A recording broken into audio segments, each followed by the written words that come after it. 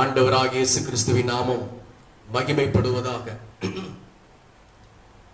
இந்த நாளிலேயும் தேவனுடைய வார்த்தைக்கு நேராக நம்ம கடந்து செல்வதற்கு முன்பாக ஒரு நிமிடம் நம்முடைய தலைகளை தாழ்த்தி ஆண்டவரை பார்த்து ஸ்தோத்திரம் பண்ணி, ஆண்டவரே, இந்த வாரத்திற்குண்டான தேவனுடைய வார்த்தையை எங்களுக்கு நீர் கொடுப்பீராக.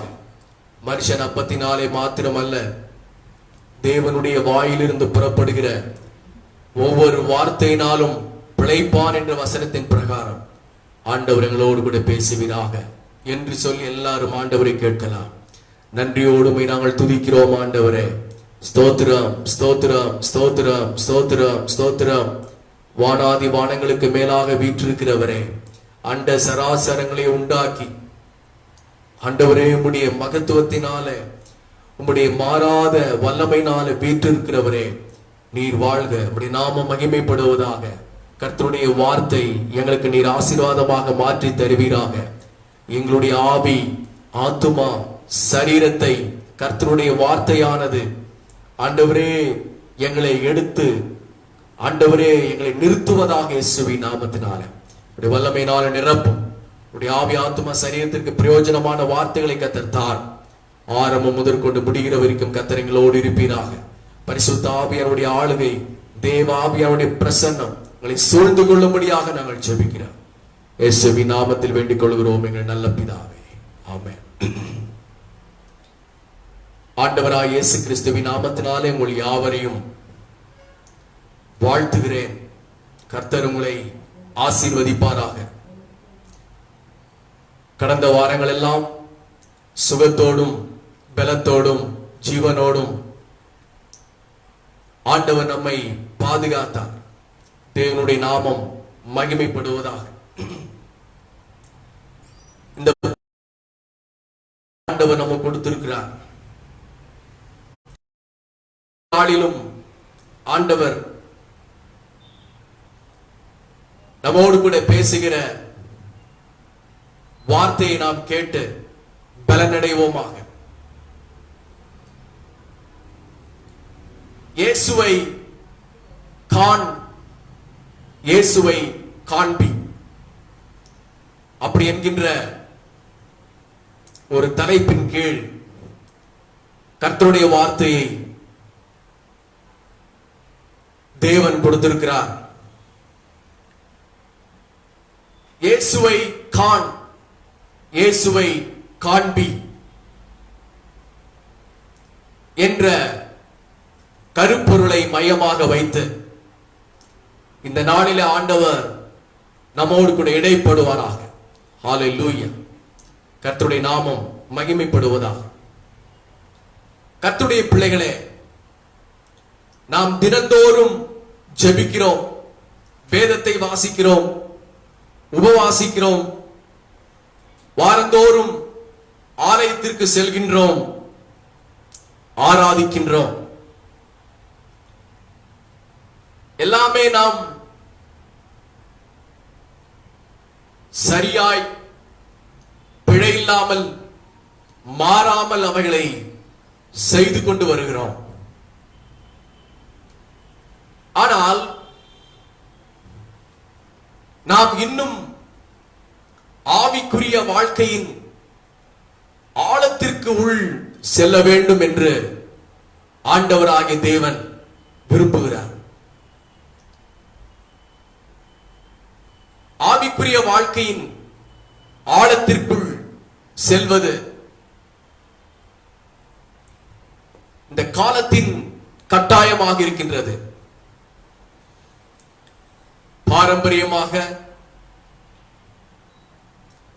எப்பொழுதும் போல நம்முடைய ஆவிக்குரிய வாழ்க்கை தொடர்ந்து போகாமல், நம்முடைய ஆவிக்குரிய வாழ்க்கையில இயேசுவை காண்கின்ற அளவுக்கு, இயேசுவை தரிசிக்கின்ற அளவுக்கு நம்முடைய வாழ்க்கை இந்த காலகட்டங்களில் ஆழமாய் செல்ல வேண்டும். பிரியமானவர்களே, அனுதினமும் நாம் இயேசுவை காண்கின்றோமா? ஒவ்வொரு நாளும் நாம் ஜெபிக்கின்ற பொழுது, வேதத்தை வாசிக்கின்ற பொழுது,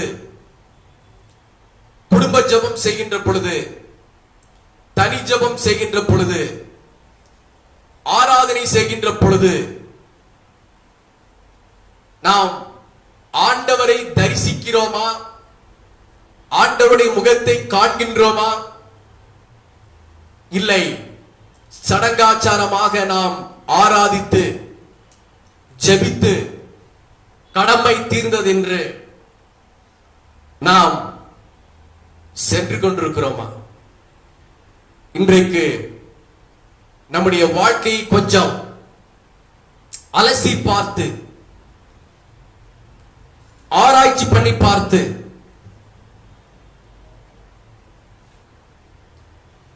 இயேசுவை காண்கின்ற ஒரு அனுபவத்திற்கு நேராக நாம் வருவோமாக.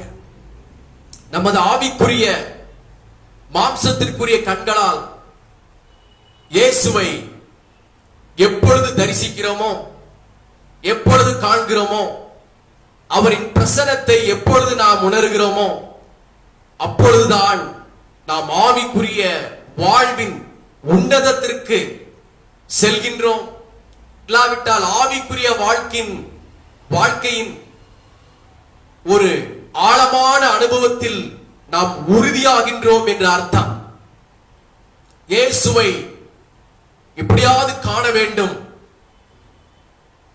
இயேசுவின் முக தரிசனத்தை நாம் பார்க்க வேண்டும் அப்படிங்கிற எண்ணம் நாம் எப்பொழுதெல்லாம் ஜெபிக்கிறோமோ, வேதத்தை வாசிக்கிறோமோ, ஆவிக்குரிய காரியங்களில் ஈடுபடுகிறோமோ, அப்பொழுதெல்லாம் நமக்கு உண்டாக வேண்டும். இயேசுவை தரிசிப்பது என்பது, இயேசுவை காண்பது என்பது அவரது உருவம் பொறித்த சிலையை காண்பதோ, இல்லாவிட்டால் தேவனுடைய ஆலயத்தை காண்பதோ, அல்லது ஒரு சில வினாடிகள் அல்லது ஒரு சில நிமிடங்கள், ஒரு சில மணி வேளைகள், ஒரு சில நாட்கள் நாம் அவரோடு கூட செலவிடுவதை அவரை தரிசிப்பதற்கு ஈடாக மாற்றிவிடக் கூடாது. அப்படி நடந்துவிடவும் முடியாது. மாறாக நீங்கள் ஆதியாகமத்தின் புத்தகம் 5வது அதிகாரம் 22வது வசனம் முதற்கொண்டு 24வது வசனம் வரைக்கும் நீங்கள் வாசிப்பீர்களே ஆனால், அங்கே ஏனோக்கு என்கின்ற தேவனுடைய மனிதனை குறித்து நாம் பார்க்கின்றோம். அந்த ஏனோக்கு 24 மணி நேரமும் தேவனோடு, ஆண்டவரோடு அவர் சஞ்சரித்துக் கொண்டிருந்தார்.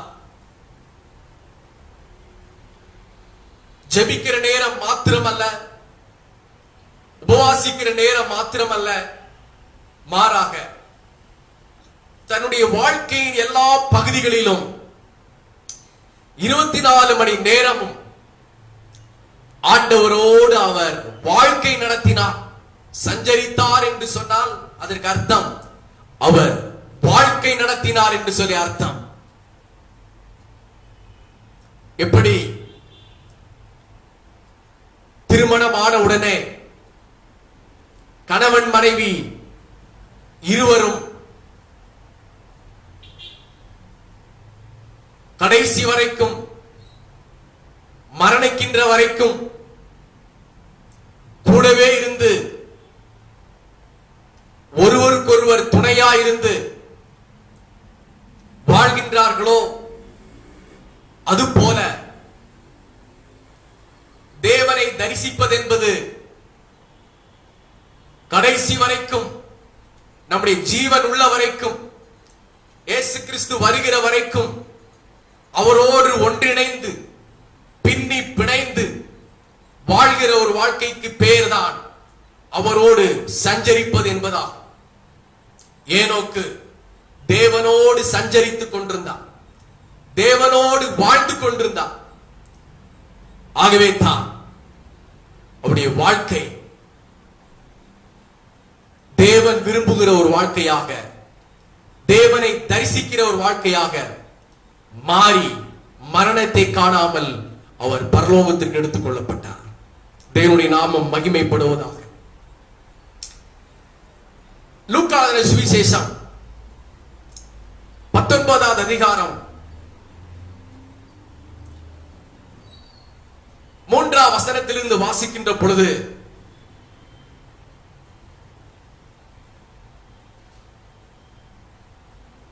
இயேசுவை காண வேண்டும், இயேசுவை பார்க்க வேண்டும் அப்படி என்கிற ஒரு ஆசை சகேயுவுக்கு வந்தது. இயேசுவை காண்பதற்கு சகேயுக்குள் ஒரு உற்சாக சிந்தை வந்தது. இயேசுவை குறித்த அநேகர் சகேயுவுக்கு சொல்லியிருந்தார்கள். அவருடைய அற்புதமான கிரியைகளை குறித்து சகேயு கேட்டிருந்தார். ஆகவே ஒரு நாள் அவ்வழியாக இயேசு கிறிஸ்து வருகிறார் என்பதை சகேயு கேள்விப்பட்டு, இன்றைக்கு எப்படியாகிலும் இயேசுவை நான் என் கண்ணார காண வேண்டும் என்று அவர் ஒரு தீர்மானத்தோடு அவர் வீட்டை விட்டு வெளியே வருகிறார். ஆனால் அவர் குள்ளனாயிருந்தபடினாலே ஜனக்கூட்டத்தின் நடுவில் இருந்து இயேசுவை காணக்கூடாமல் அவர் திகைத்து போயிருந்தார். ஆனாலும் அவர் விசுவாசத்தை விட்டுவிடாமல் அவர் மறுபடியும் முயற்சி செய்கின்றார். முயற்சி செய்து பார்க்கின்றார். இந்த இயேசுவை எப்படியாகிலும் நான் தரிசிக்க வேண்டும், இந்த இயேசுவை எப்படியாகிலும் என்னுடைய கண்களினாலே காண வேண்டும் அப்படிங்கிற ஒரு முயற்சி. அடுத்தபடியாக என்ன செய்யலாம் என்று யோசித்த பொழுது அவருக்கு ஒரு ஞானோதயம் வெளிப்பட்டது. தோ இங்கே வழியருகே வளர்ந்திருக்கின்ற காட்டுத்தீ மரத்திலே நாம் ஏறுவோம். காட்டுத்தீ மரத்திலே ஏறி மேலே போய் உட்கார்ந்து கொள்ளலாம்.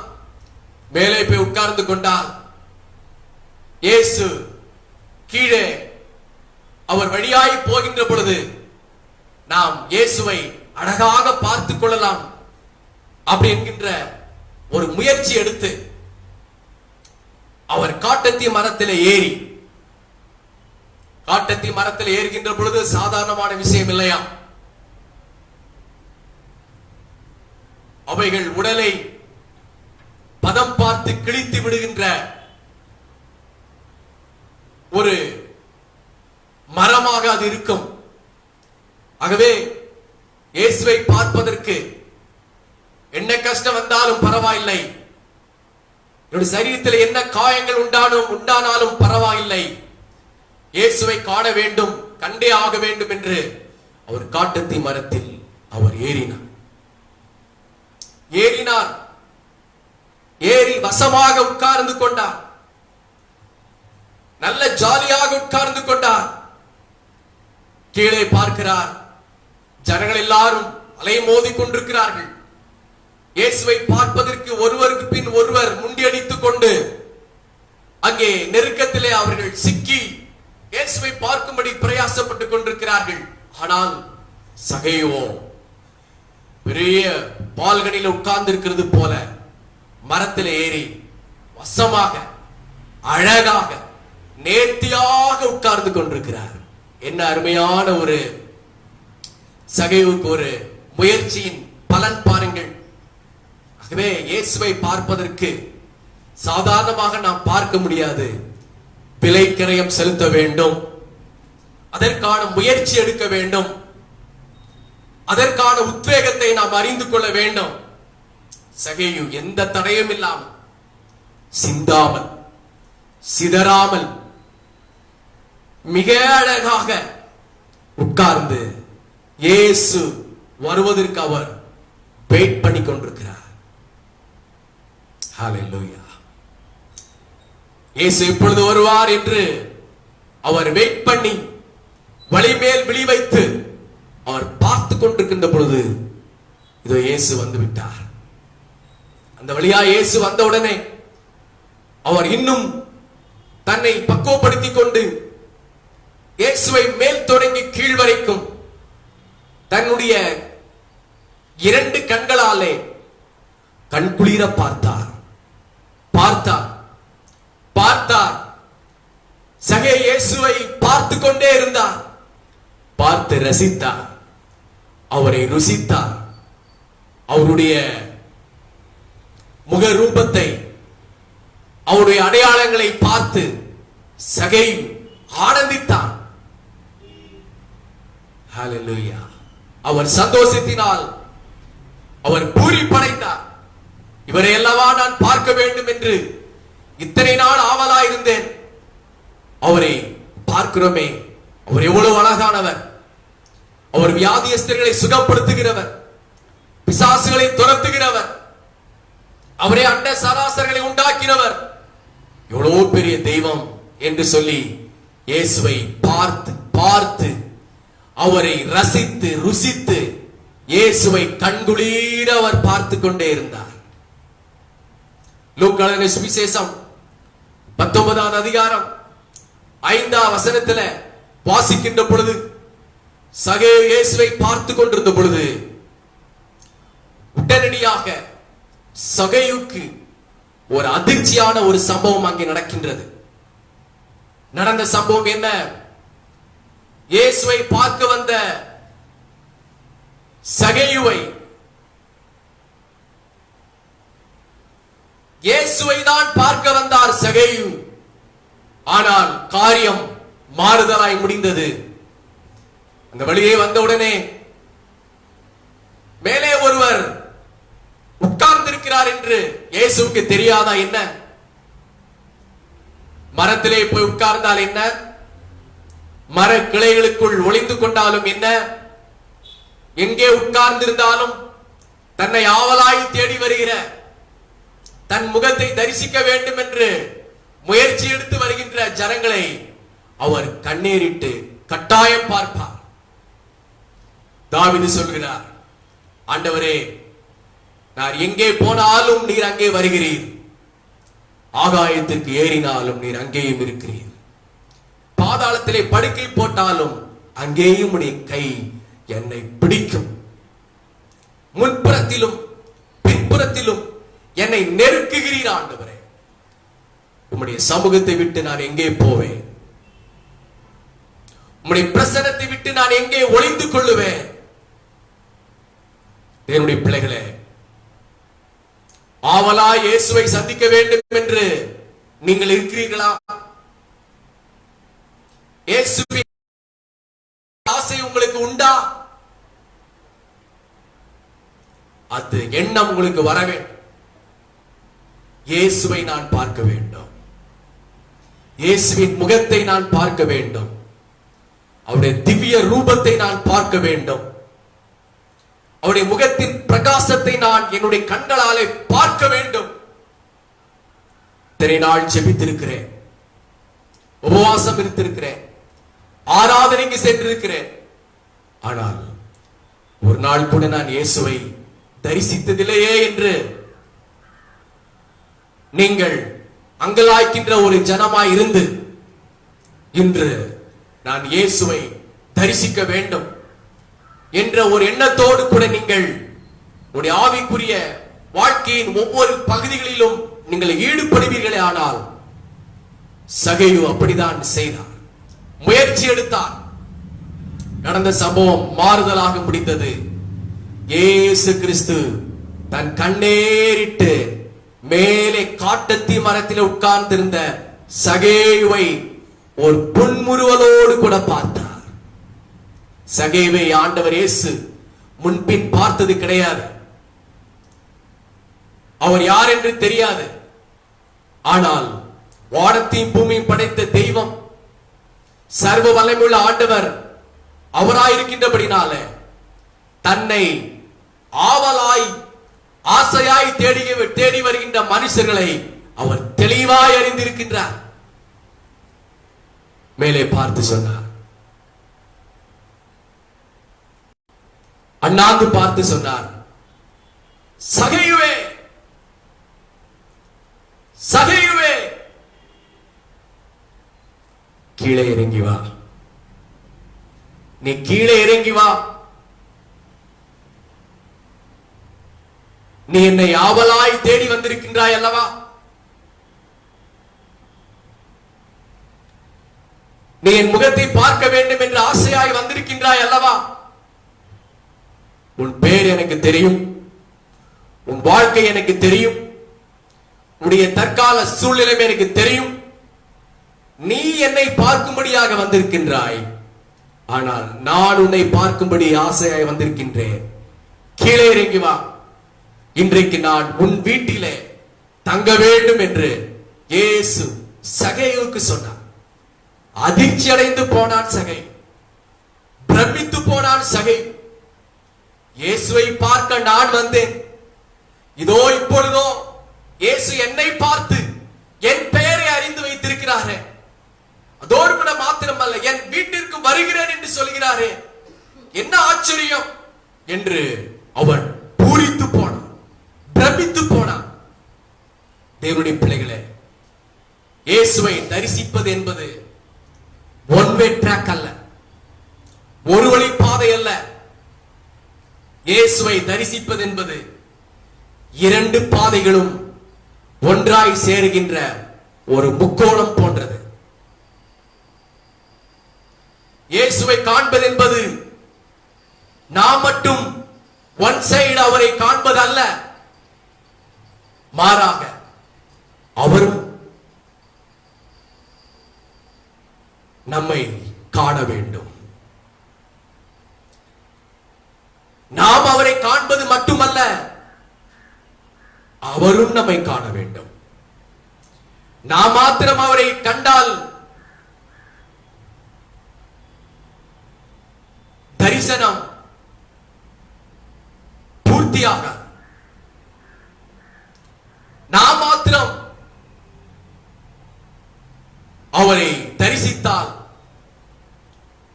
நம்முடைய தரிசனம் பூர்த்தியாக. அதோடு கூட இயேசுவும் நம்மை பார்க்க வேண்டும், இயேசுவின் கண்கள் நம்மேல் பட வேண்டும்.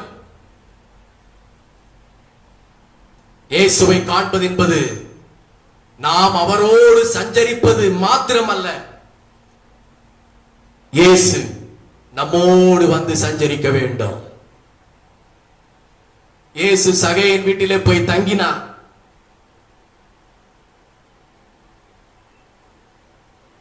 இயேசு சகேயுவை அழைத்துக் கொண்டு அவருடைய வீட்டிற்கு போனார். சகே இயேசுவை அழைத்துக் கொண்டு அவர் வீட்டிற்கு போனார்.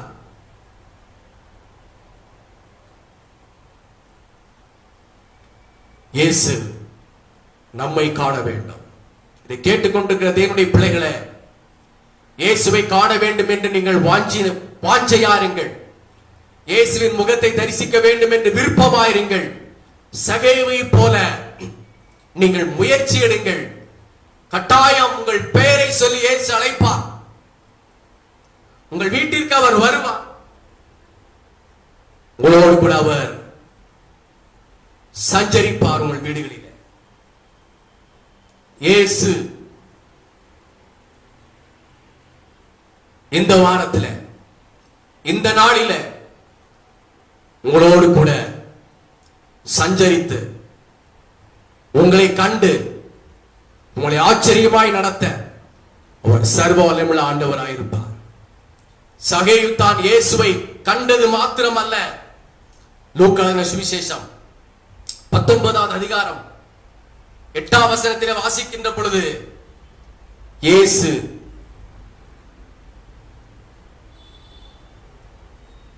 இயேசுவை சகேயு கண்டது மாத்திரமல்ல, சகேயு இயேசுவை அநேகருக்கு காண்பித்தார். இயேசுவை கண்டது மாத்திரமல்ல, இயேசுவை சகேயு அநேகருக்கு காண்பித்தார். லூக்கா சுவிசேஷம் 19வது அதிகாரம் 1ஆம் வசனம் சொல்கின்றது, சகேயு பெரிய ஐஸ்வர்யவானா இருந்தான். இயேசுவை தரிசிப்பதற்கு முன் ஏழைகளுக்கு கொடுக்காத ஒரு கஞ்சத்தனம் உள்ள ஒரு மனுஷனா இருந்தான். நிறைய ஐஸ்வர்யம் உள்ள ஒரு மனுஷன் தான், பெரிய பணக்காரன் தான். ஆனால் அவன் வந்த செல்வங்களை எல்லாம் தனக்காகவே வைத்துக் கொண்டான். ஏழைகளுக்கு, தேவை உள்ளவர்களுக்கு கொடுக்காத ஒரு கஞ்சனா இருந்தான். இயேசுவை தரிசித்த பின் சகேயு சொன்ன வார்த்தை என்ன? ஆண்டவரே, என் ஆஸ்திகளில் பாதியை ஏழைகளுக்கு கொடுத்து விடுகிறேன். லூக்கான சுவிசேஷம் 19ஆம் அதிகாரம் 8ஆம் வசனத்தில் அதான் சொல்றாரு, என் ஆஸ்திகளில் பாதியை ஏழைகளுக்கு கொடுத்து விடுகிறேன். இந்நாள் வரைக்கும் நான் இயேசுவை தரிசித்தது கிடையாது, இயேசுவோடு பேசினது கிடையாது. ஆனால் இன்றைக்கு உம்மை நான் நேசித்தபடினால, உம்மை தரிசித்தபடினால நான் என்னுடைய ஆஸ்திகளில் பாதி ஏழைகளுக்கு கொடுக்கிறேன் என்று அவர் அறிக்கையிட்டார். நீதிமொழியின் புஸ்தகம் 19ஆம் அதிகாரம் 17ஆம் வசனம் என்ன சொல்கின்றது? ஏழைக்கு இறங்குகிறவன் கர்த்தருக்கு கடன் கொடுக்கிறான், அவன் கொடுத்ததை அவர் திரும்ப கொடுப்பார். ஏழைகளுக்கு இறங்குகிறவன், ஏழைகளுக்கு கொடுக்கிறவன் அவன் ஏழைகளுக்கு அல்ல, கர்த்தருக்கு கடன் கொடுத்திருக்கிறார். கர்த்தருக்கு கடன் கொடுத்திருக்கிறதை அவர் திரும்ப உங்களுக்கு கொடுப்பார் என்று சொல்லி வேதத்திலே வாசிக்கின்றார். தன் ஆஸ்திகளில் பாதியை ஏழைகளுக்கு ஒரு வாரி கொடுக்கும்படியாக அவர் தீர்மானம் எடுத்தார். உடனே அவர் அதை செயலாக்கத்திற்கு கொண்டு வந்தார். ஏழைகளை கொடுக்கிறேன் என்று சொல்லி அவர் 6 மாசமோ 1 வருஷமோ கழித்து அவர் கொடுக்கவில்லை. இயேசு கிறிஸ்து தன் வீட்டில் இருக்கும் பொழுதே அவர் தன்னுடைய ஆஸ்திகளை பாதி எடுத்து அங்குள்ள ஏழைகளை பார்த்து ஏழைகளுக்கு வாரி வாரி அள்ளி அள்ளி கொடுத்தார். இதை பார்த்த உடனே ஏழைகள் கேட்டிருப்பார்கள், சகேயுவுக்கு என்ன ஆனது? இந்நாள் வரைக்கும் பெரிய ஐஸ்வர்யவான் தான் சகேயு, ஆனால் அவர் காகத்தை கூட எச்சில் கையோடு அவர் விரட்ட மாட்டார். அவ்வளோ ஒரு கஞ்சத்தனம் உள்ளவர். இன்றைக்கு மனதார அள்ளி அள்ளி கொடுக்கிறாரே, என்ன ஆனது என்று எல்லா ஏழைகளும் ஆச்சரியத்தோடு கூட கேட்டிருப்பார். அதற்கு சகே என்ன பதில் சொல்லியிருப்பார் என்று நினைக்கிறீர்கள்? சகே சொல்லியிருப்பார், கருணை வள்ளல் தெய்வம் இயேசுவை நான் பார்த்தேன், அவர் என்னை பார்த்தார், அவர் என்னை மாற்றினார், என்னுடைய வாழ்க்கையில ஒரு புதிய அத்தியாயத்தை தந்தார். ஆகவே தான் நான் மனம் திரும்பி என்னுடைய ஐஸ்வர்யங்களில் பாதியை ஏழைகளுக்கு கொடுக்கிறேன் என்று சொல்லி அவர் சொல்லியிருப்பார். கர்த்தருடைய நாமம் மகிமைப்படுவதாக. அதே லூக்கான சுவிசேஷம் 19ஆம் அதிகாரம் 1ஆம் வசனம் சொல்கின்றது, சகேயு ஒரு ஆயக்காரர்களுக்கு தலைவராக இருந்தார். ஆயக்காரர்களுக்கெல்லாம் தலைவர். வரி வசூல் பண்ணுகிற அதிகாரிகளுக்கெல்லாம் அவர் மேல் அதிகாரி. வரி வசூல் பண்ணுகிறவர்கள், வட்டி பணத்தை வசூல் பண்ணுகிறவர்கள்,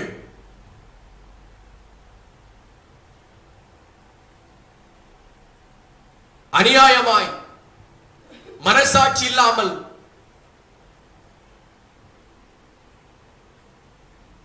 இரண்டத்தனையாக, மூன்றத்தனையாக, நாலத்தனையாக, இப்படியாக கூட்டி கூட்டி பணம் வாங்குகிறவர்கள் தான் இவர்கள். இயேசு கிறிஸ்துவை சகேயு சந்தித்த உடனே அவருக்குள்ளாக ஒரு மாற்றம். சகேயு ஆண்டவரை பார்த்து சொல்கிறார், ஆண்டவரே, நான் ஒருவனிடத்தில் எதையாயிலும் அநியாயமாய் வாங்கினது உண்டானா நாலத்தனையாய் நான் திரும்ப கொடுக்கிறேன். நாளத்தனையாய் நான் திரும்ப அவர்களுக்கு நான் செட்டில்மெண்ட் பண்ணுகிறேன் ஆண்டவரே என்று சொன்னார். என்ன ஒரு மனம் திரும்புதல், என்ன ஒரு ஆச்சரியம்.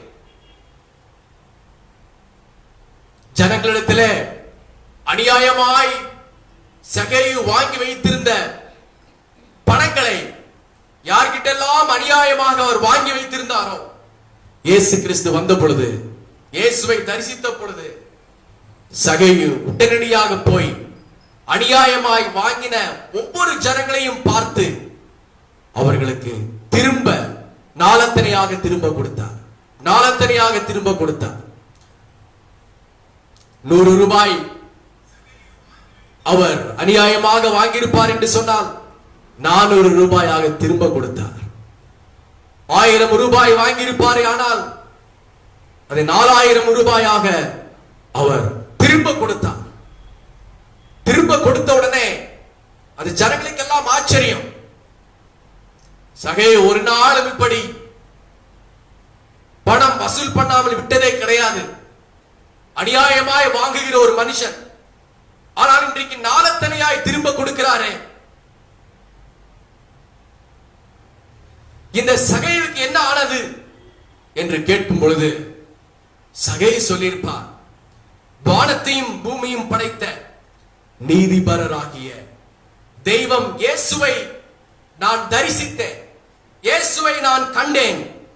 ஆகவே என் மனசாட்சியிலே நான் புத்துண்டு அநியாயமாய் வாங்கின பணம் எனக்கு வேண்டாம், அவர்கள் கஷ்டப்பட்டு சம்பாதித்த பணம் எனக்கு வேண்டாம் என்று சொல்லி அநியாயமாய் வாங்கின பணங்களை நான் நாளத்தனையாக திரும்ப கொடுக்கிறேன் என்று சொன்னார். தேவனுடைய பிள்ளைகளே, சகேயு இயேசுவை கண்டான். இயேசுவை கண்டது மட்டுமல்ல, கண்ட இயேசுவை அநேகருக்கு காண்பித்தான். நீங்கள் இயேசுவை கண்டது, இயேசுவை தரிசித்தது உண்மையானால், ரட்சிக்கப்பட்டது உண்மையானால், சபையிலே விசுவாசியாக இருப்பது உண்மையானால், வேதத்தை எடுத்து வேதத்தை வாசிக்கிற மனுஷர் நீங்கள் இயேசுவை தரிசித்தது உண்மையானால், பாவ மன்னிப்பின் ஜெபம் மட்டுமல்ல, இயேசுவை காண்கின்ற பொழுது நீங்கள் பெற்ற ரட்சிப்பு, நீங்கள் பெற்றுக்கொண்ட சமாதானம், அவள் வெறுமனே எழுத்தளவில் அல்ல, அவைகள் கிரியையிலே வெளிப்பட வேண்டும்.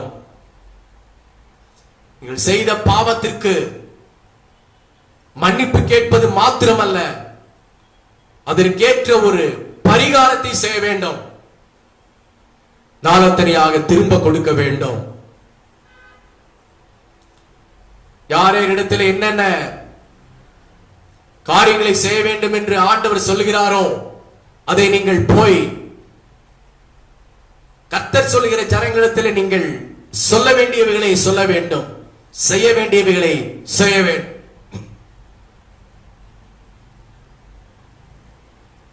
என்ன கைமாறு செய்ய வேண்டுமோ, என்ன பரிகாரம் செய்ய வேண்டுமோ அதை நீங்கள் செய்ய வேண்டும். சகேயு இயேசுவை கண்டவுடனே, இயேசுவை தரிசித்த உடனே சகேயுவின் வாழ்க்கை தலைகீழாக மாறி, உங்களையும் கூட இந்த நாளில் ஆண்டவர் அப்படியே உருவாக்கி கொண்டிருக்கிறார். வேத வசனத்தை கேட்டுக் கொண்டிருக்கிற தேவனுடைய பிள்ளைகளே, இப்பொழுதே உங்களுடைய வாழ்க்கையை ஆராய்ச்சி பண்ணி பார்த்து இயேசுவை கண்ட நீங்கள் சகேவை போல ஒரு உண்மையான மனம் திரும்புதல் வந்திருக்கின்றதா? இல்லாவிட்டால் ஒரு போலியான மனம் திரும்புதலில் நீங்கள் உழன்று கொண்டிருக்கிறீர்களா? வெறுமனே வாய்ச்சாலங்கள் மாத்திரம் தான் உண்டா? இல்லாவிட்டால் கிரியைகளை நீங்கள் அவைகளை காட்டுகிறீர்களா என்பதை ஆராய்ச்சி பண்ணி பார்த்து இன்றைக்கே நீங்கள் செய்ய வேண்டிய, சொல்ல வேண்டிய, திரும்ப வேண்டிய காரியங்களை நீங்கள் செயலாக்கத்திற்கு கொண்டு வாருங்கள். கர்த்தர் உங்களுக்கு தரிசனம் அளித்தது நிஜமாக மாறும். ஒரு சிறுவன் ஆண்டவரை நேசிக்கின்ற சின்ன சிறுவன், வேதவசனத்தை வாசிக்கின்ற ஒரு சின்ன சிறுவன் தினந்தோறும் அதிகாலை 5 மணிக்கு எழும்பி முழங்கால் படியிட்டு ஆண்டவரை பார்த்து ஒரு முகத்தை தரிசிக்கிற ஒரு சிறுவனாயிருந்தான். தினந்தோறும் அவன் 5 மணிக்கு தன்னுடைய படுக்கையில எழுந்து முழங்கால் படியிட்டு கண்களை மூடி ஜெபித்து ஸ்தோத்திரம் பண்ணி ஒரு சின்ன ஜெபத்தை செய்வான். என்ன ஜெபம்? ஏசப்பா, இதோ நான் ஜான் வந்திருக்கிறேன். ஏசப்பா, இதோ இந்த காலை வேளையில நான் ஜான் வந்திருக்கிறேன். ஜான், நான் பேசுகிறது கேட்கிறதா ஆண்டவரே? என்னை ஆசீர்வதிங்க, நான் ஜான் வந்திருக்கிறேன் என்று சொல்லி ஆண்டவர்கிட்ட கள்ளம் கபடு இல்லாமல் அந்த பிஞ்சு உள்ளம் தினந்தோறும் ஜெபித்துக் கொண்டிருக்குமா? திடீரென்று ஒரு நாள் ஜானுக்கு உடல் நலம் சரியில்லாமல் போனது. வீட்டை விட்டு அவனை கொண்டு போய் மருத்துவமனையில அவனை அட்மிட் செய்தார்கள். உடல்நலம் சரியில்லாதவனாக அவன் உறங்கிக் கொண்டிருக்கிறான்.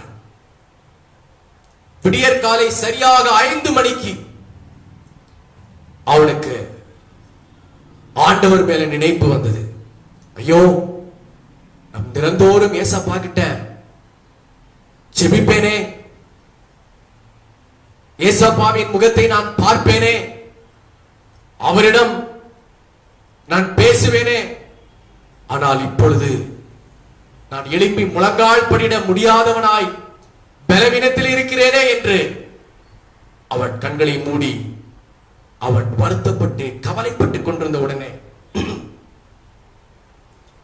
திடீரென்று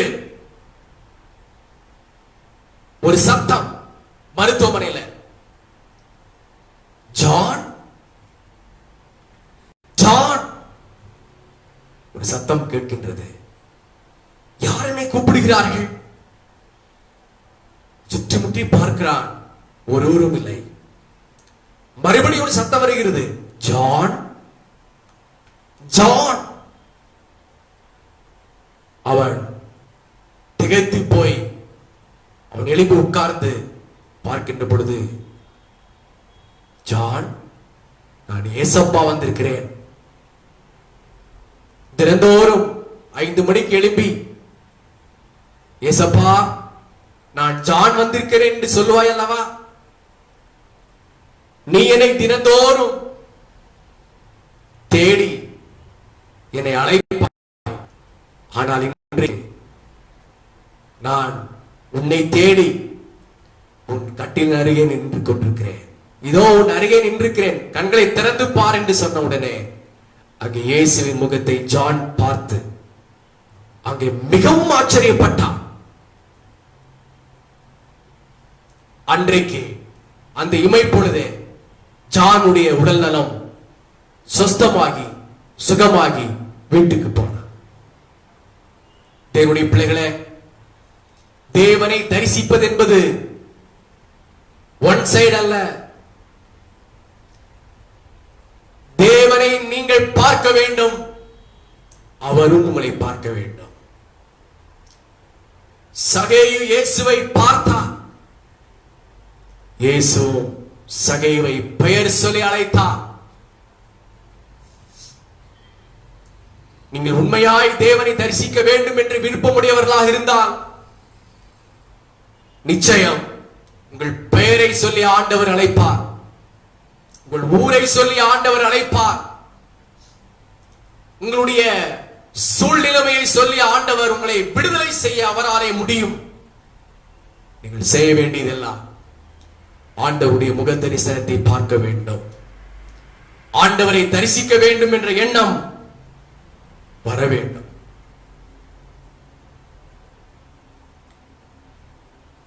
நீதிமொழிகள் 8வது அதிகாரம் 17வது வசனம் சொல்கின்றது,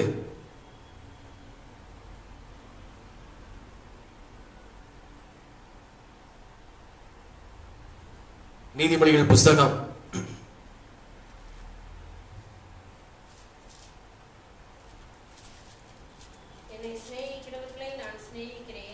8:17 சொல்கின்றது, என்னை சிநேகிக்கிறவர்களை நானும் சிநேகிக்கிறேன், அதிகாலையில் என்னை தேடுகிறவர்கள் என்னை கண்டடைவார்கள் என்று சொன்னார்.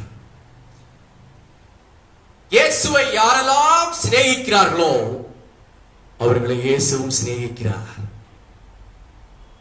அதிகாலையில் யாரெல்லாம் இயேசுவை தேட வேண்டும் என்று, அவரை தரிசிக்க வேண்டும் என்று அவளாய் முயற்சி எடுக்கிறார்களோ அவர்களை இயேசு தேடி வருகிறார்.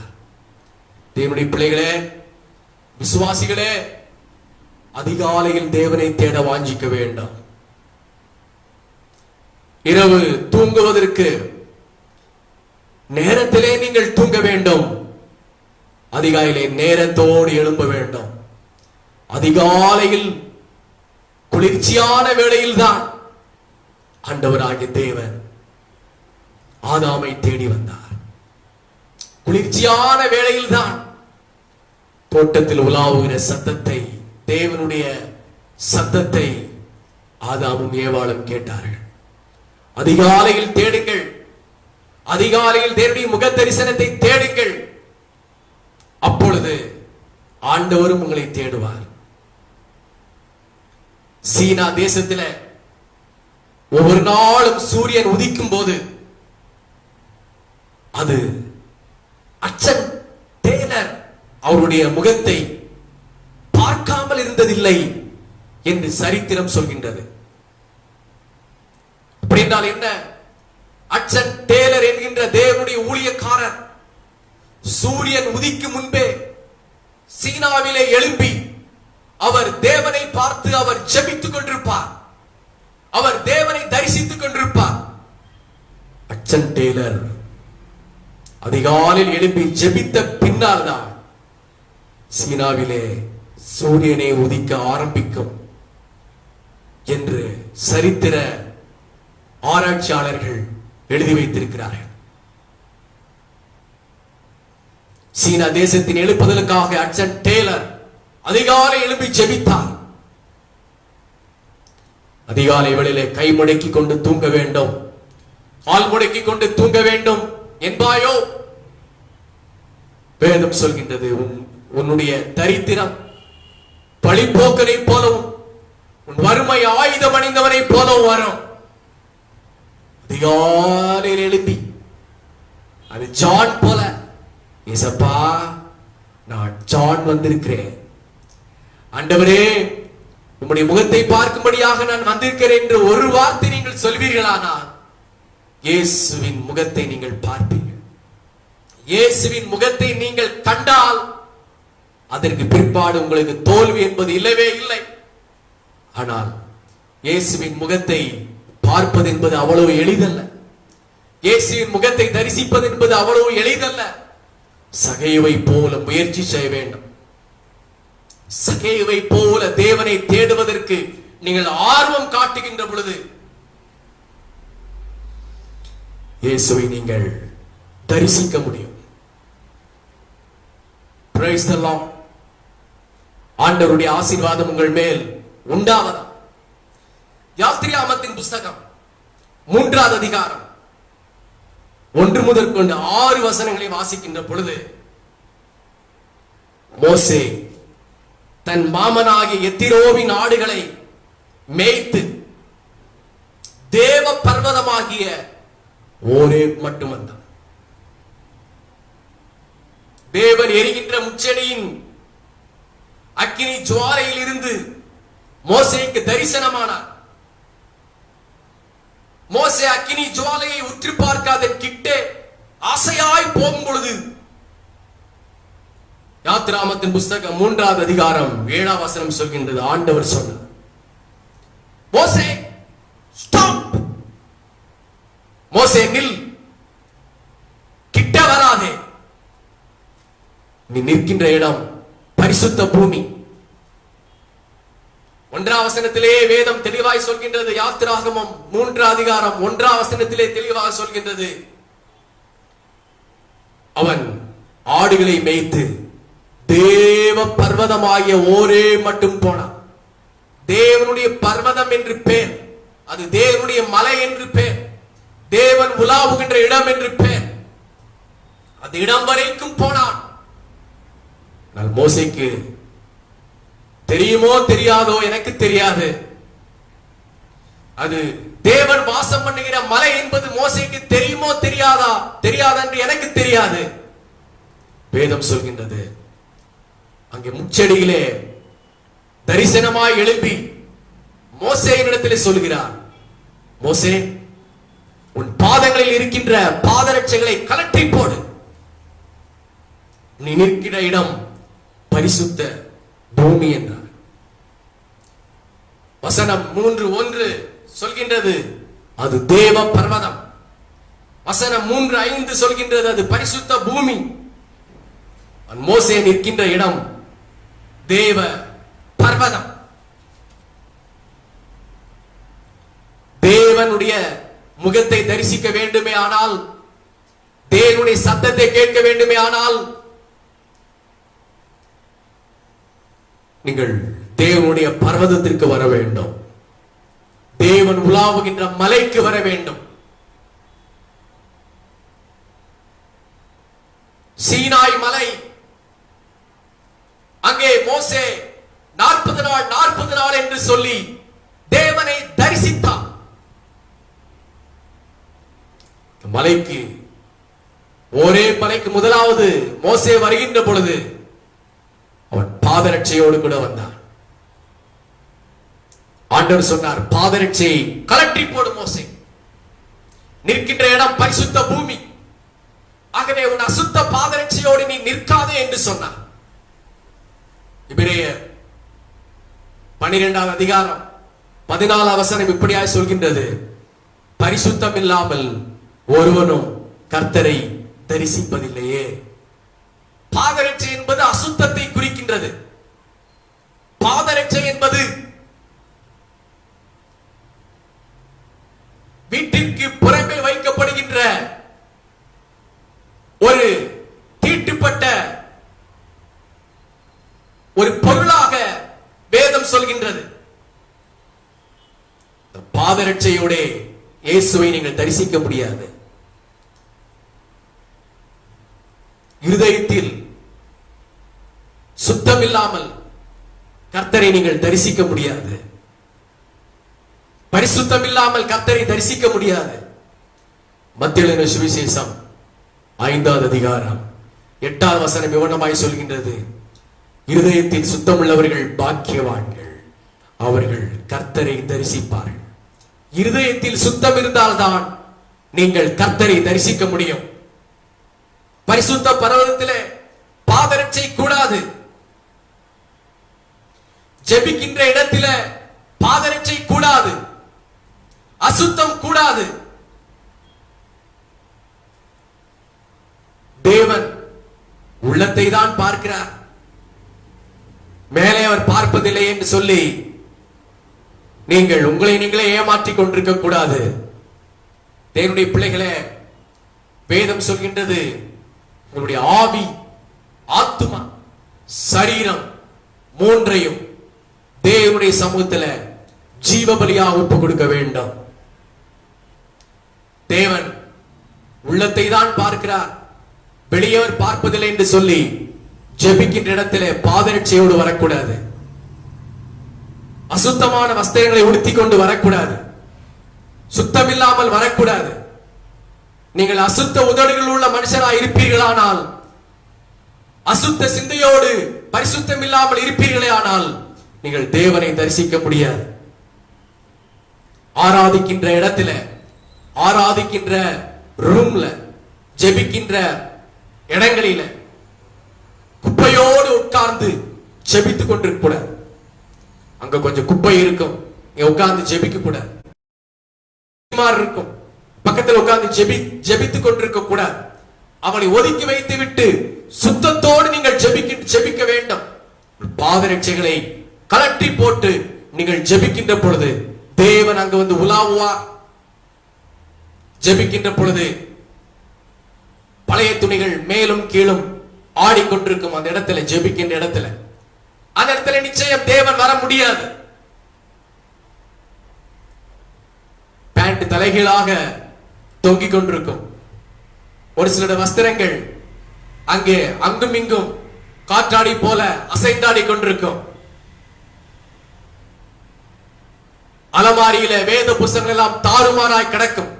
வரிசை இல்லாமல், ஒழுங்கில்லாமல், அங்கும் இங்குமாக ஆக்சிடென்ட் ஆன கார்களை போல மோதி கிடக்கும்.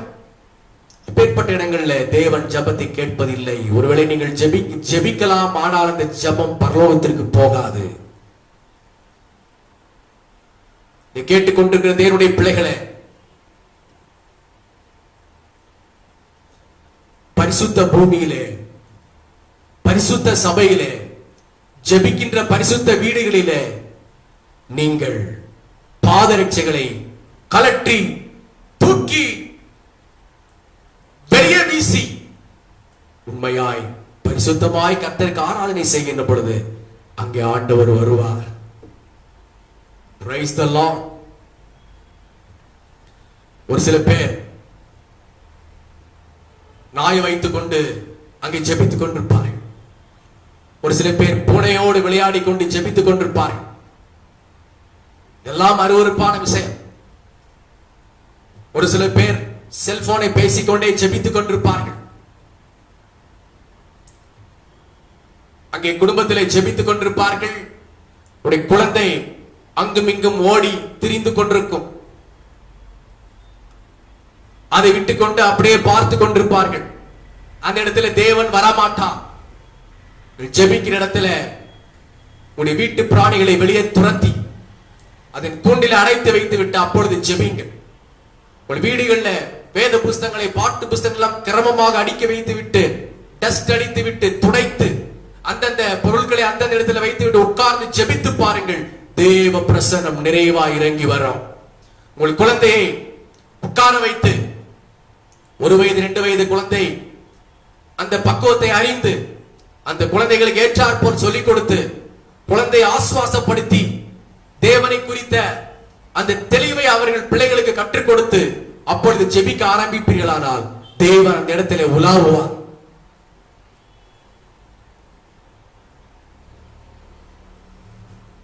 தேவன் உலாவுகின்ற இடத்துல பாதரட்சை அசிங்கம் கூடாது. அப்படி இருந்தால் நீங்கள் தேவனை தரிசிக்க முடியாது. பரிசுத்த பர்வதமாகிய ஆலயத்திற்குள் வருகின்ற பொழுது உங்கள் பாதரட்சைகளை ஆலயத்தின் வாசற்படிக்கு வெளியிலே வைத்து விட்டு வாருங்கள். உங்கள் அழுக்கு பிடிந்த பாதரட்சை, அந்த பாதரட்சைகளை வாங்கி எத்தனை ஆண்டுகள் ஆயிருக்குமோ தெரியல, அது நாரி அசிங்கமாயி பீந்து அந்த பாதரட்சைகளோடு கூட ஆலயத்திற்குள்ளே வரக்கூடாது. ஜனக்கூட்டம் நிறைந்த சபையிலும் கூட பாதரட்சைகளை ஒரு ஆள் போட்டு வெளியே ஒழுங்குபடுத்தி பெருங்காலோடு தான் சபைக்குள்ளாக வர வேண்டும். பழைய செருப்பாக இருக்கலாம், பல ஆயிரங்கள் கொடுத்து வாங்கின புது ஷூ, புது செருப்பாக இருக்கலாம், எவைகளாக இருந்தாலும் ஆலயத்தின் வாசற்படிக்கு வெளியிலே வைத்து விட்டு வாருங்கள். கர்த்தர் உங்களை ஆசீர்வதிக்க அவர் போதுமான ஆண்டவராக இருப்பார்.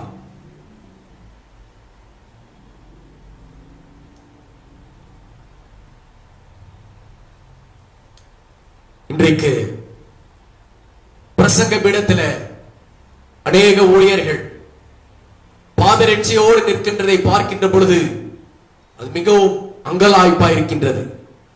மேலை நாடுகள்ல அவர்கள் குளிருக்காக அப்படி செய்தாலும் அது சரி என்று ஒத்துக்கொள்ள முடியாது. தேவனுடைய பிள்ளைகளை எந்த ஒரு சபையில பாதரட்சையோடு பிரசங்க பீடத்தில் நிற்கின்றீர்களோ அந்த இடத்துல தேவன் உலாவுவது கிடையாது. எந்த சபையில எந்த ஊழியக்காரர் பாதரட்சியோடு நின்று பிரசங்கம் பண்ணுகிறாரோ அந்த இடத்துல கட்டாயம் தேவன் இல்லை. ஒருவேளை அற்புதங்கள் அடையாளங்கள் நடக்கலாம், அது ஒருவேளை சாத்தானின் மூலமாக நடக்கின்ற வேஷமாக இருக்கலாம். தேவன் அதை ஒருபோதும் அங்கீகரிக்கிறது கிடையாது. தேவன் முகத்தை தான் பார்க்கிறார், தேவன் உள்ளத்தை தான் பார்க்கிறார். அவர் முகத்தை பார்ப்பது இல்லை, அவர் உள்ளந்திரியங்களை பார்க்கிறார், வெள்ளியந்திரியங்களை பார்ப்பதில்லை என்று சொல்லி உங்களை நீங்களே ஏமாற்றிக் கொண்டிருக்க கூடாது. இந்த கடைசி காலத்தில் வாழ்கின்ற நாம் திருச்சபைகளுக்குள்ள ஒரு பரிசுத்தத்தை கொண்டு வருவோம், பயபக்தி கொண்டு வருவோம். தேவனை தரிசிக்கிற சபைகளாக, தேவனை மகிமைப்படுத்துகிற சபைகளாக மாறட்டும். லூக்கா எழுதின சுவிசேஷம் 10வது அதிகாரம் 41ஆம் வசனம் சொல்கின்றது, ஆண்டவர் மார்த்தாளை பார்த்து சொல்லுகிறார், மார்த்தாளே மார்த்தாளே, நீ அநேக காரியங்களை குறித்து கவலைப்பட்டு கலங்குகிறாய். வசனம் 42, தேவையானது ஒன்றே, மரியாள் தன்னை விட்டு எடுப்படாத நல்ல பங்கை தெரிந்து கொண்டாள் என்றார். உங்களுடைய சிந்தனை மண்டலத்தில் பழமொழி சொல்வார்கள், சோம்பேறியின் மூளை பிசாசின் பெரிய தொழிற்சாலை. உங்களுடைய மூளையில கண்டதெல்லாம் யோசித்து தேவையில்லாததெல்லாம் நீங்கள் உங்களுடைய மூளையிலே போட்டு அமுக்கி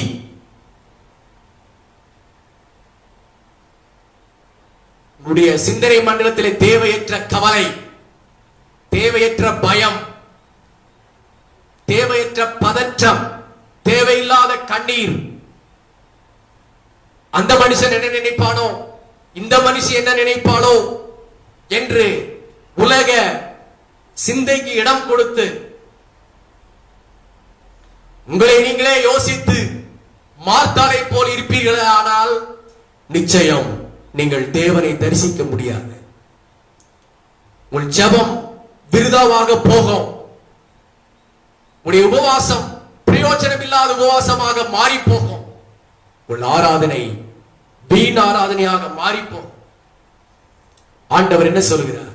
மார்த்தாளே மார்த்தாளே, நீ அநேக காரியங்களை தலைக்குள்ளே போட்டு குழப்பிக் கொண்டிருக்கிறாய். மரியாள் அப்படி அல்ல.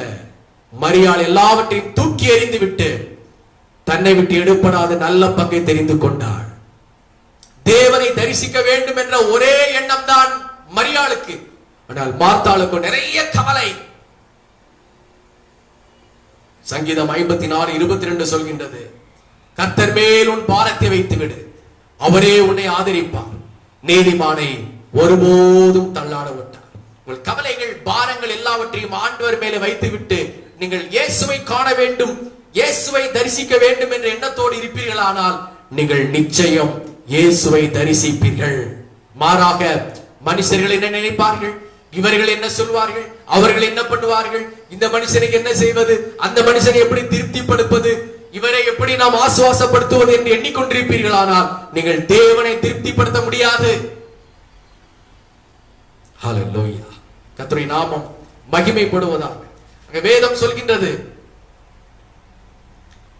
யோவான் 1:1, ஆதியிலே வார்த்தை இருந்தது, அந்த வார்த்தை தேவனிடத்தில் இருந்தது, அந்த வார்த்தை தேவனாய் இருந்தது, ஆதியிலே தேவன்,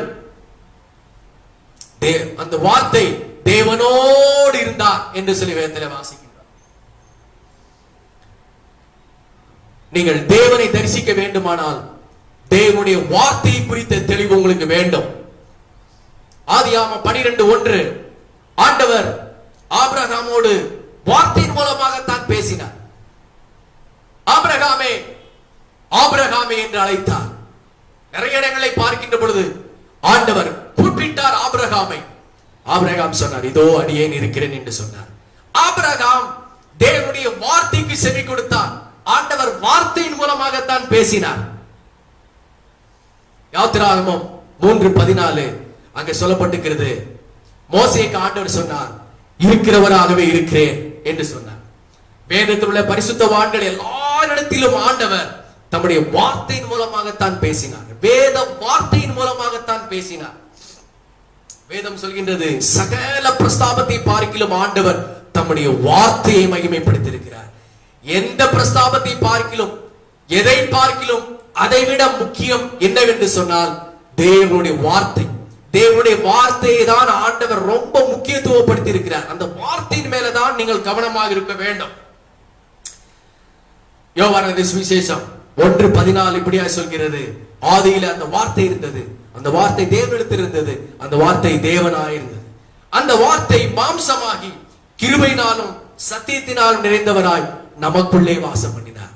அந்த வார்த்தை தான், ஆதியில் இருந்த வார்த்தை தான் மாம்சமானது, மாம்சமாகி கிருபையினாலும் சத்தியத்தினாலும் நிறைந்தவராய் நமக்குள்ளே வாசம் பண்ணினார். மார்க்கு சுவிசேஷம் 1:3 வாசிக்கின்ற பொழுது, தீர்க்க தரிசன ஆகமங்களில் எழுதியிருக்கிற பிரகாரமாய் யோவான் ஸ்நானகன் வார்த்தையானவருக்கு வழியை ஆயத்தம் பண்ணினார். யோவான் ஸ்நானகன் வார்த்தையான ஆண்டவராய் இயேசு கிறிஸ்துவுக்கு தான் வழியை ஆயத்தப்படுத்தினார். அதை குறித்து தீர்க்க தரிசன ஆகமங்களில் எழுதப்பட்டிருக்கிறது. ஆகவே தான் அவனை குறித்து, யோவானை குறித்து, யோவான் ஸ்நானகனை குறித்து யோவான் 6:35 இயேசு சொன்னார், யோவான் ஸ்நானகன் எரிந்து பிரகாசிக்கிற விளக்காயிருந்தான். யோவான் ஸ்நானகன் எரிந்து பிரகாசிக்கிற விளக்காயிருந்தான். அவனுடைய வெளிச்சத்திலே நீங்கள் கலிகூர, நீங்கள் அநேக நாள் கலிகூர நீங்கள் ஆவலா இருந்தீர்கள் என்று சொல்ல வேதத்திலே வாசிக்கும். வேத வார்த்தையிலே நீங்கள் இயேசுவை காண வேண்டும். வேத வார்த்தையை வாசிக்கின்ற பொழுதெல்லாம் அந்த வேத வார்த்தையின் மூலமாக நீங்கள் இயேசுவை காண வேண்டும். தேவ செய்திகள் இயேசுவை மையமாக பிரசங்கிக்கப்படுகிறதா என்பதை நீங்கள் கவனித்து கேட்க வேண்டும்.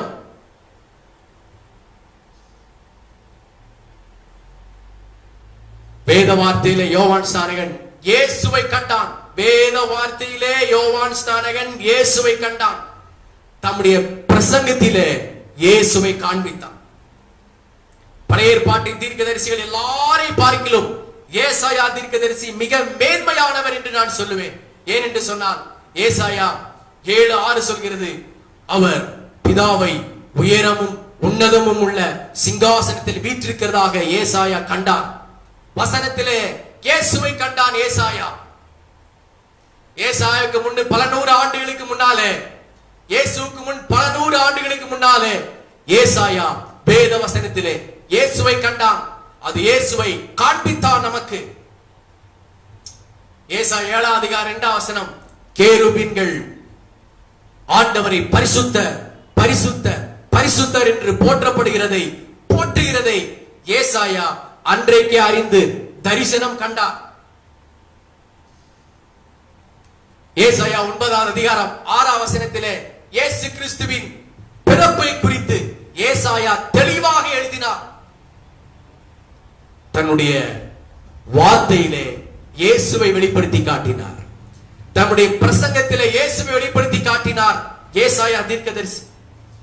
ஏசாயா 53 சிலுவை மரணத்தையும் அவருடைய உயிர் தெழுதலையும் மரணத்தை பரிகரிக்குதலையும் ஏசாயா சிலுவையின் மரணங்களையும் உயிர் தெழுதலையும் தன்னுடைய வசனத்திலே இயேசுவை விளக்கி காட்டினார். இயேசுவை கண்டார். இயேசுவை ஜனங்களுக்கு அவர் காண்பித்தார். ஹல்லேலூயா, ஹல்லேலூயா. அந்த வேத வார்த்தை தான் இயேசு கிறிஸ்து உயிர் தெழுந்த பிற்பாடு அந்த 1 மைல் தூரம் என்ன ஊருக்கு போகின்ற பொழுது, எம்மாவூர் போகின்ற பொழுது அங்க சொல்லப்பட்டிருப்பாருங்கள், வழியிலே இயேசு கிறிஸ்து அந்த 2 சீசர்களுக்கும் தன்னுடைய உயிர் தழுதலை குறித்து விளக்கி காட்டினார். விளக்கி காட்டின பொழுது அவருடைய உள்ளம் கொழுந்து விட்டு எரிந்தது என்று சொல்ல வேதத்தில் வாசிக்கின்றோம். அப்போ வேத வசனத்தை வாசிக்கின்றதன் மூலமாக நீங்கள் இயேசுவை தரிசிக்க முடியும். ஆகவே இயேசுவை நீங்கள் தரிசிக்க விருப்பமுள்ளவர்களாக இருந்தால் வேத வசனத்தை வாசிங்கள். இயேசுவை மையமாய் பிரசங்கிக்கப்படுகிற பிரசங்கங்களை கேளுங்கள். நீங்கள் இயேசுவை காண முடியும். ஏசாயா எங்கேயும் தன்னை குறித்து பிரபலமாக எழுதவில்லை, இயேசுவை குறித்து பிரபலமாக எழுதி வைத்திருக்கிறார்.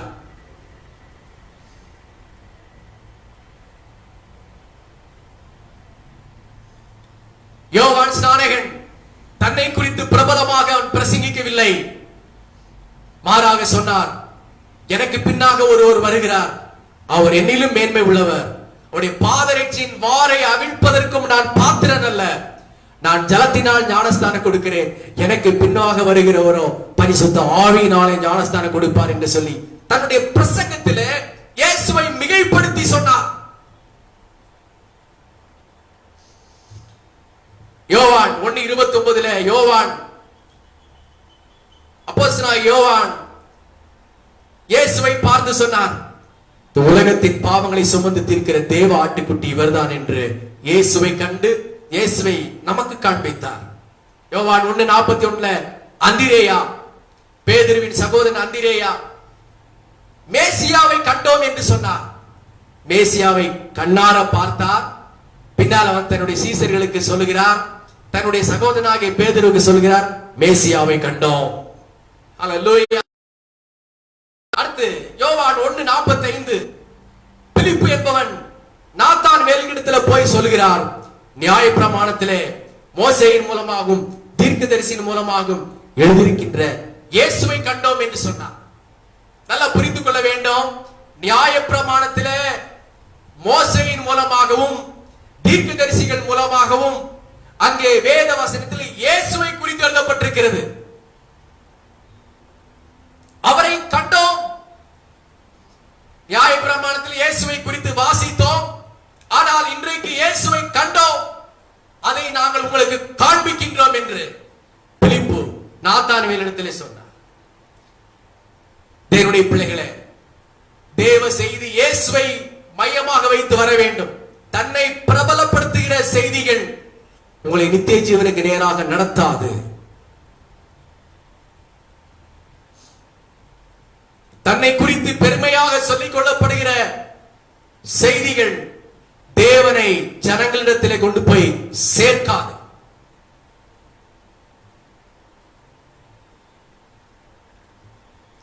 வசனம் சொல்கின்ற தீமோத்தேயுக்கு அப்போஸ்தலனாகிய பவுல் சொன்னார், சத்தியத்திற்கு செவியை விலக்கி கட்டுக்கதைகளுக்கு சாய்ந்து போகும் காலம் வரும்.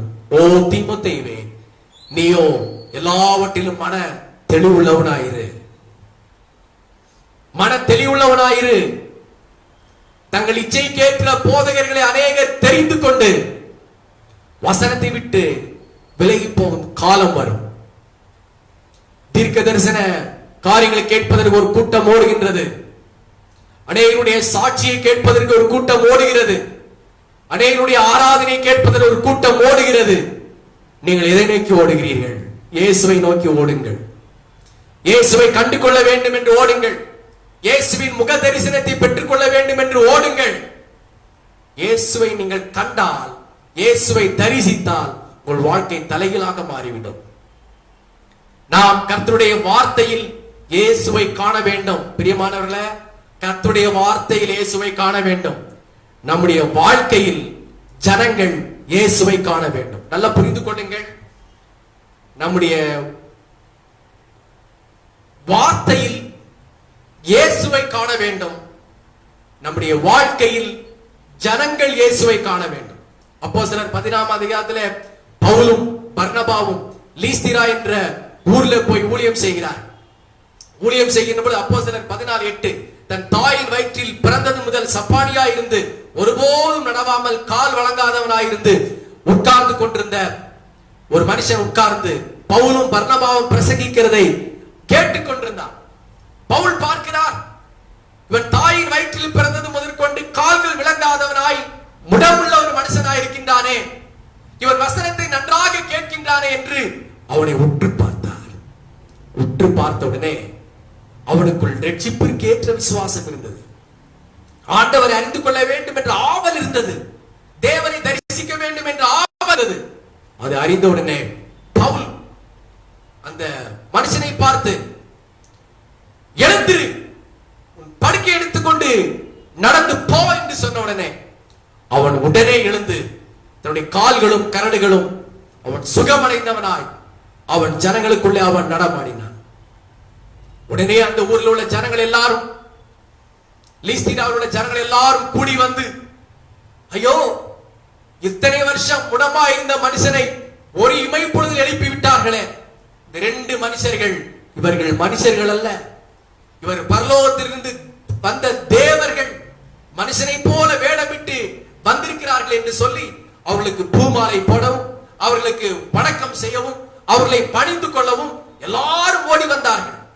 உடனே பவுலும் பர்னபாவும் சொன்னார்கள், ஐயோ எங்களை விட்டு விடுங்கள், நாங்களும் உங்களை போல பாடைகள் உள்ள மனுஷர்கள் தான், நாங்கள் தேவர்கள் அல்ல, நாங்கள் தேவனுக்கு ஊழியம் செய்ய வந்தவர்கள், நீங்கள் அந்த தேவனை நீங்கள் தொழுது கொள்ளுங்கள் என்று சொல்லி அங்கே பவுலும் பர்னபாவும் இயேசுவுக்கு நேராக ஜனங்களை திசை திருப்பினார்கள்.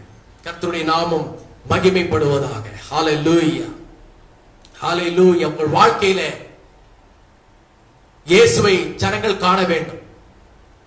பவுலை காண்கிறவர்கள் இயேசுவை கண்டார்கள், பர்னபாவை கண்டவர்கள் இயேசுவை கண்டார்கள். தேவர்கள் மனுஷ ரூபங்களாக இறங்கி வந்திருக்கிறார்கள் என்று சொல்லி பவுலையும் பர்னபாவும் எண்ணினார்கள். அப்படிப்பட்ட ஒரு வாழ்க்கை நமக்கு வர வேண்டும். நாம் இயேசுவை கண்டிருக்கிறோம், இயேசு நம்மை மாற்ற வேண்டும். இன்னும் மாறாத குணங்கள் மாற வேண்டும், அழியாத சுபாவங்கள் அழிய வேண்டும், நாம் மறுரூபமாக்கப்பட வேண்டும். இயேசுவை கண்ட நாம் அநேகருக்கு நாம் இயேசுவை காண்பிக்க வேண்டும், அநேகருக்கு நாம் இயேசுவை காண்பிக்க வேண்டும்.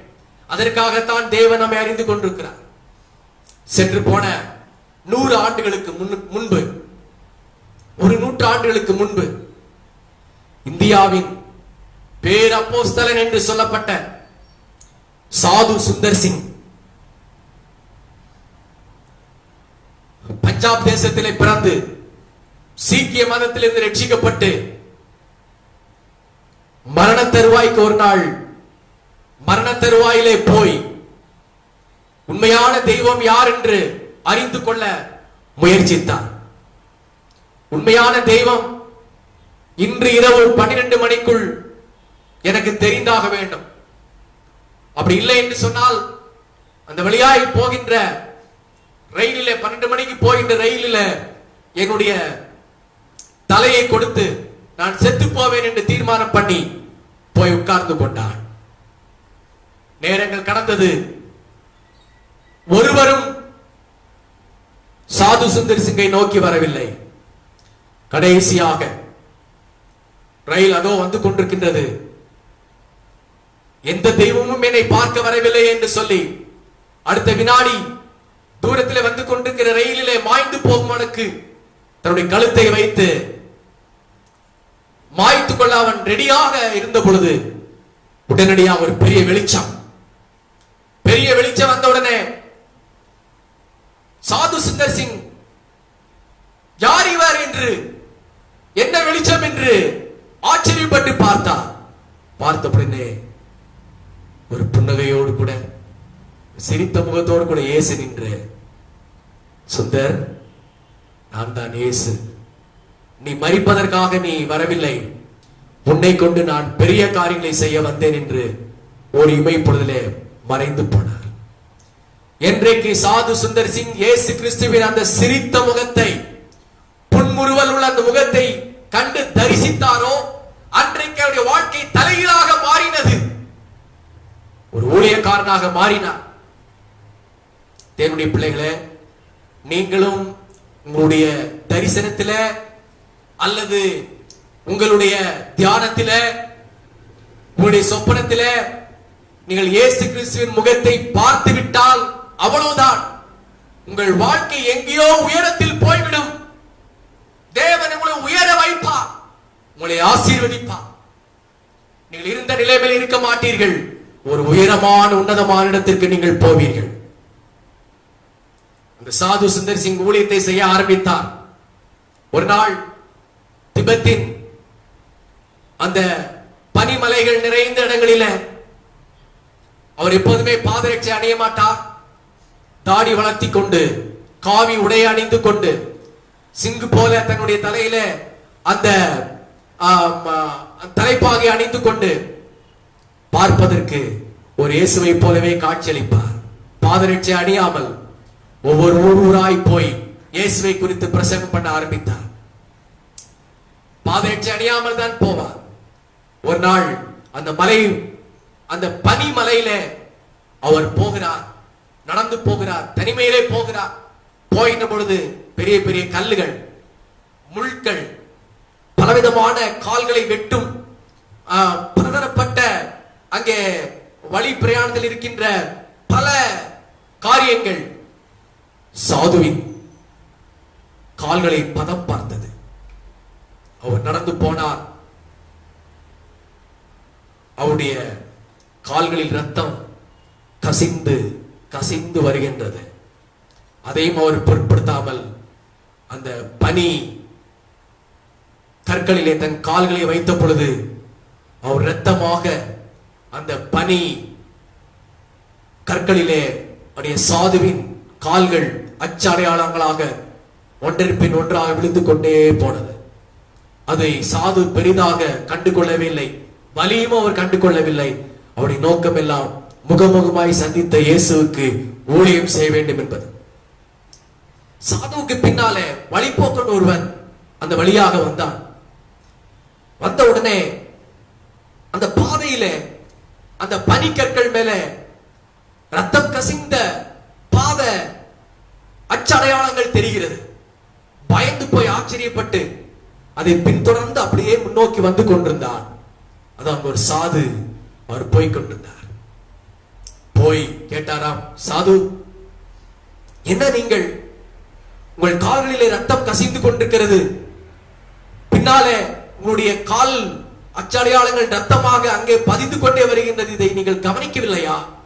ஏன் இப்படி போகிறீர்கள்? பாதரட்சை அணியக்கூடாதா என்று கேட்ட உடனே அவர் சொன்னார், நான் முகமுகமாய் கண்ட இயேசுவுக்கு நான் ஊழியம் செய்கிறேன். இந்த வானத்தையும் பூமியும் உண்டாக்கின என் இயேசுவுக்கு நான் ஊழியம் செய்கிறேன். கல்வாரி சிலுவையிலே அவர் சிந்தின ரத்தம்,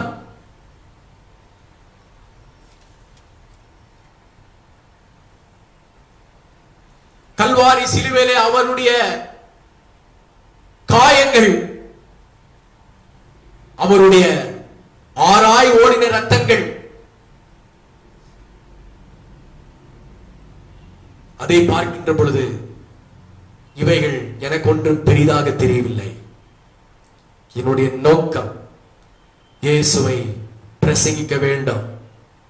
நான் முகமுகமாய் கண்ட இயேசுவை நான் பிரசங்கிக்க வேண்டும் என்று அவர் பதிலளித்தார்.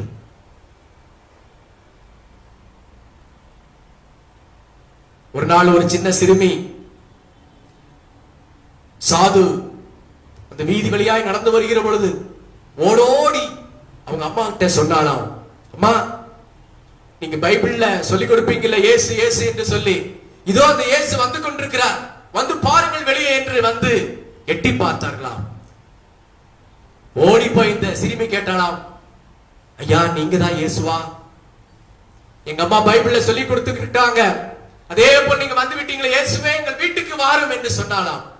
அவர் சொன்னார், மகளே, நான் இயேசு அல்ல, இயேசுவின் ஊழியக்காரன் என்று சொன்னார்.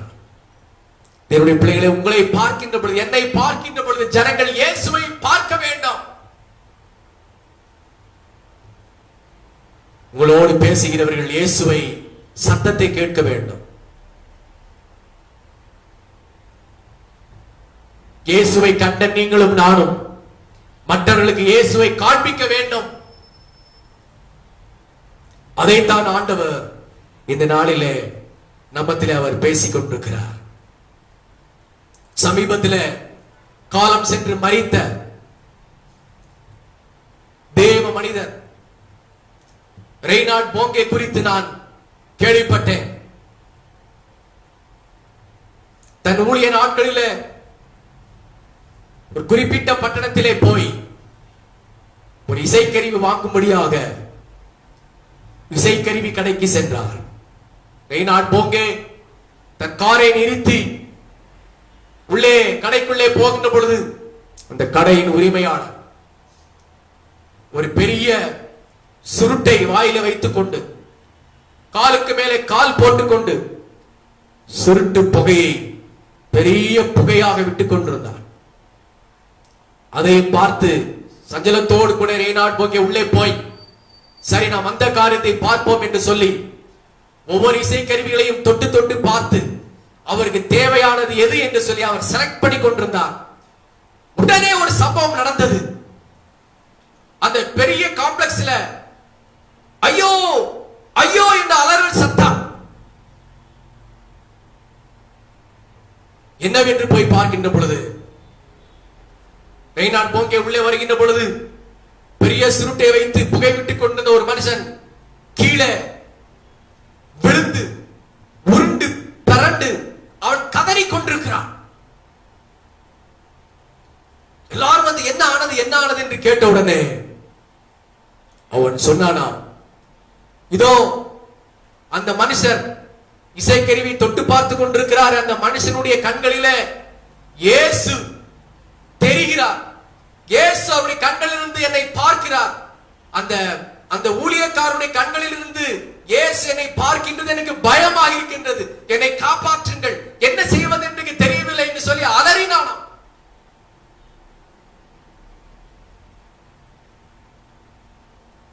இனிமேல் நாம் இங்க இருக்கக்கூடாது என்று சொல்லி நான் போங்க உடனே தன்னுடைய காரை எடுத்துக்கொண்டு வீட்டுக்கு போய் தன்னுடைய ஜபாரில உட்கார்ந்து முழங்கால் பண்ணிட்ட, ஆண்டவரே,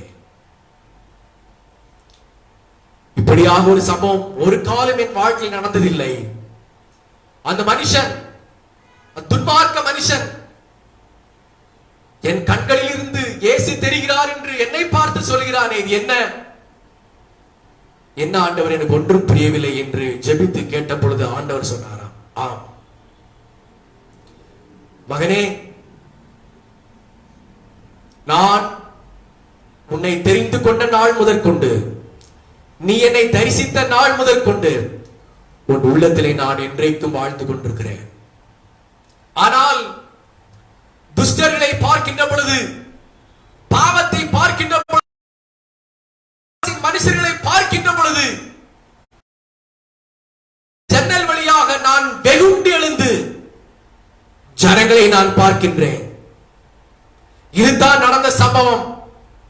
உன் கண்கள் என்ற ஜன்னல் வழியாக நான் பாவ மனிதர்களை ஆக்ரோஷத்தோடு பார்க்கின்றேன். உன் உள்ளத்திற்குள்ளாக நான் இருக்கின்றேன் என்று ஆண்டவர் இயேசு சொன்னாராம். உடனே ரெய்னார்ட் போங்கே அழுது ஜெபம் பண்ணி, ஆண்டவரே, எனக்குள்ளாக இருந்து இவ்வளவு வல்லமையான காரியங்களை செய்கிறீரா? என் கண்கள் வழியாக அநேகரை நீர் பார்க்கிறீரே, என்னை பார்க்கிறவர்கள் உம்மை பார்க்கிறார்களே, இதற்கு நான் சற்றேனும் பாத்திரவான் அல்ல என்று சொல்லி அவர் அழுது ஜெபித்து இன்னும் தேவனை அநேக ஜனங்களுக்கு பிரதிபலிக்க, தேவனை அநேக ஜனங்களுக்கு எடுத்துக்காட்ட, தேவனை ஜனங்களுக்கு காண்பிக்க தன்னை ஆயத்தப்படுத்தினார். Praise the Lord. நமது கண்கள் தேவனை காண வேண்டும். நமது வாழ்க்கை அநேகருக்கு இயேசுவை காண்பிக்க வேண்டும். ஒரு தீர்மானத்தோடு ஜெபத்திற்கு நேராக கடந்து செல்லலாம். எல்லார் கண்களையும் மூடி ஸ்தோத்திரம் பண்ணலாம். நன்றி ஆண்டவரே, உமக்கு நாங்கள் நன்றி செலுத்துகிறோம் ஆண்டவரே, நன்றி செலுத்துகிறோம் ஆண்டவரே. இருக்கிற இடங்களில் நீங்கள் கர்த்தருக்கு ஸ்தோத்திரம் பண்ணுங்கள். முழங்கால் படிட்டு கர்த்தருக்கு ஸ்தோத்திரம் பண்ணுங்கள். ஹalleluya, ஹalleluya, ஹalleluya, ஹalleluya, ஹalleluya. நன்றி ஆண்டவரே, உமக்கு ஸ்தோத்திரம். நன்றி ஆண்டவரே, உமக்கு ஸ்தோத்திரம். நன்றி ஆண்டவரே, உமக்கு ஸ்தோத்திரம். நன்றி ஆண்டவரே, உமக்கு ஸ்தோத்திரம். இயேசுவை நான் காண வேண்டும், இயேசுவை நான் தரிசிக்க வேண்டும். யாக்கோபு ஒரு கல்லை எடுத்து அந்த வனாந்திரத்தில் சூரியன் அஸ்தமித்த உடனே கல்லை தலைமாட்டின் கீழ் வைத்து படுத்துக் கொண்டான். படுத்து உறங்கின உடனே ஒரு தரிசனம் பார்க்கின்றார்.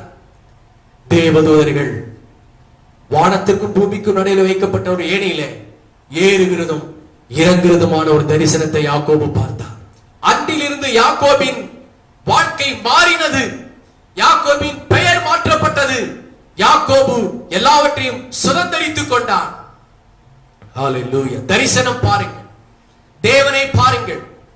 சவுல் அநேக சபைகளை துன்பப்படுத்திக் கொண்டிருந்தான். அநேக ஸ்திரீகளை, ஜனங்களை அவன் உபத்திரப்படுத்தினான். தேவனுடைய பிள்ளைகளை தமஸ்குவுக்கு போகின்ற வழியிலே, நடு மத்தியான வேளையிலே இயேசுவை தரிசித்தான், இயேசுவை பார்த்தான். அவருடைய மாம்சீக கண்கள் குருடானது, ஆவிக்குரிய கண்கள் திறக்கப்பட்டு கர்த்தருக்காக மகிமையான ஊழியனாக அவன் மாறினான். ஹல்லேலூயா. நிறைய விஷயங்களை நாம் சொல்லிக்கொண்டே போகலாம். இன்றைக்கு ஒரு ஆசை நமக்கு வரட்டும். இயேசுவை நான் காண வேண்டும் ஆண்டவரே, இயேசுவை நான் காண வேண்டும் ஆண்டவரே, இயேசுவை நான் தரிசிக்க வேண்டும் ஆண்டவரே. நான் தரிசனத்தில் இயேசுவை காண வேண்டும், சொப்பனத்தில் இயேசுவை காண வேண்டும். நான் ஜெபிக்கின்ற பொழுது இயேசுவின் முகத்தை பார்க்க வேண்டும், உறங்குகின்ற பொழுது இயேசுவை நான் தரிசிக்க வேண்டும், இயேசுவின் சத்தத்தை நான் கேட்க வேண்டும். வேத வசனத்தை வாசிக்கின்ற பொழுது அந்த வேத வசனத்தில் இயேசுவை காண வேண்டும். இயேசுவை அநேகருக்கு நான் காண்பிக்க வேண்டும் ஆண்டவரே என்று ஒரு தீர்மானம் பண்ணலாம். அப்படியே ஆண்டவர் உங்களை நடத்துவாராக. பரிசுத்தமும் அன்பும் உள்ள எங்கள் நல்ல பிதாவே, தேவனே, உம்முடைய கிருபைக்காக ஸ்தோத்திரம், உம்முடைய இரக்கத்திற்காக ஸ்தோத்திரம், உம்முடைய தயவுக்காக ஸ்தோத்திரம். நீர் எங்களோடு கூட பேசிக் கொண்டிருக்கிறீர் ஆண்டவரே. தொடர்ந்து இந்த வாரத்தில் உம்மை தரிசிக்க, உம்மை நேசிக்க, உம்மை அநேகருக்கு காண்பிக்க எங்களுக்கு உதவி செய்யும். துதி கன மகிமை எல்லாம் உமக்கே நாங்கள் செலுத்துகிறோம். அன்பு இரட்சகர் இயேசுவின் நாமத்தில் வேண்டிக் கொள்கிறோம் எங்கள் நல்ல பிதாவே. ஆமென், ஆமென். என் ஆத்துமாவே கர்த்தரை ஸ்தோத்திரி, முழு உள்ளமே பரிசுத்த நாமத்தை ஸ்தோத்திரி. ஆத்துமாவே கர்த்தரை ஸ்தோத்திரி, அவர் செய்த சகல உபகாரங்களையும் மறவாதே. ஆமென். நம்முடைய கர்த்தராகிய இயேசு கிறிஸ்துவின் கிருபையும் பிதாவாகிய தேவனுடைய அன்பும் பரிசுத்த ஆவியானவருடைய அன்பும் ஐக்கியமும் சிநேகமும் என்றும் என்றும் கர்த்தரை வரிய பரிந்து மாறாமல் இருப்பதாக. ஆமென், ஆமென், ஆமென்.